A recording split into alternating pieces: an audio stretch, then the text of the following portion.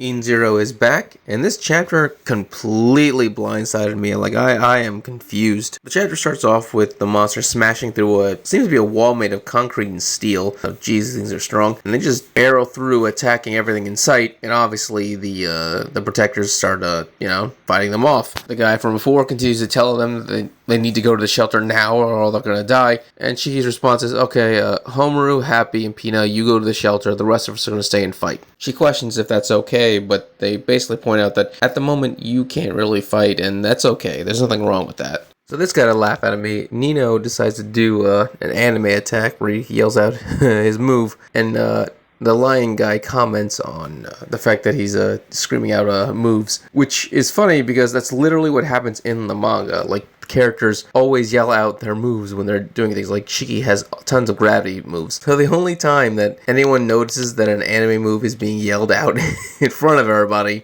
is when the anime guy is the one doing it. That's pretty funny.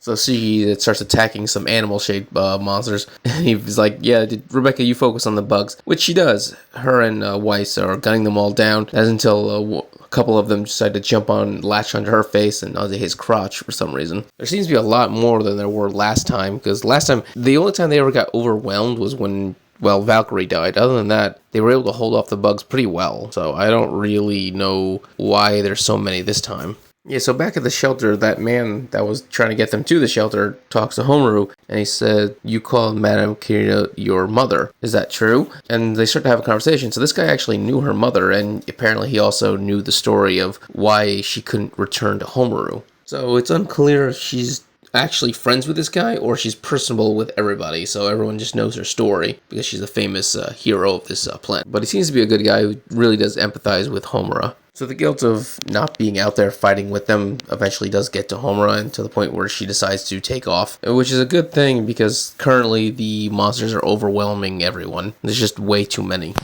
Part of the problem happens to be the fact that Shiki, passed out because I guess a bug probably attacked him or something. So Rebecca and Weiss are basically stuck having to protect him while he's drooling on the ground. And there's this giant graboid mouth gator that just attacks Homura's mom and latches onto her with its 3 tongues. All the other guys try to rush to her to help, but they just can't get to her. There's just too many monsters blocking their path, and it's just overwhelming everyone. Homura arrives just as her mother is about to be eaten, and a horde of monsters, of course, attack her, and she's just too scared and she's unable to do anything. And right before she gets swarmed and killed, a bunch of bombs just come down, just wipe out most of the monsters, and then the rest are just sliced to pieces because Valkyrie's alive. Okay, so either Valkyrie's head is detachable or Homura never actually saw Valkyrie get beheaded, because we didn't get to see it happen in the manga, which means there's a high possibility that Homura was pulled away and then she just heard a guillotine or whatever, or a samurai sword or whatever, and she didn't actually get to see Valkyrie get her head cut off. That's probably the most likely outcome because she's alive, like right there.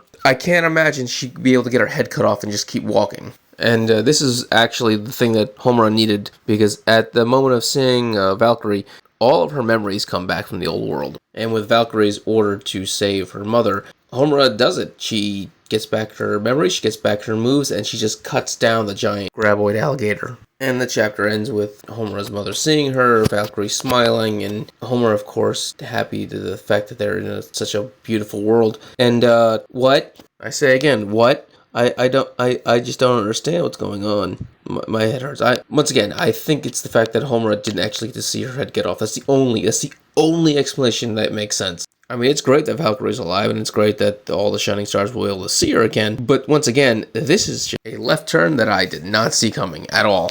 Whatever the reason is that her mother didn't show up, and now Valkyrie must also be part of that, better be a damn good reason, because they literally abandoned the girl for over a decade at this point. I'm serious. It better be a good reason. It can't be something as simple as, well, these people needed us. Yeah, well, your daughter and student also needed you too, so it better be a really good reason. Now that Homura has her memories back, all we're missing is Lil Pichka and Pocho. They should be easy to find. They're both just beekeepers. If you enjoyed this video, like, subscribe, so you can enjoy more Eden Zero and other anime things. Thank you, and have a great day.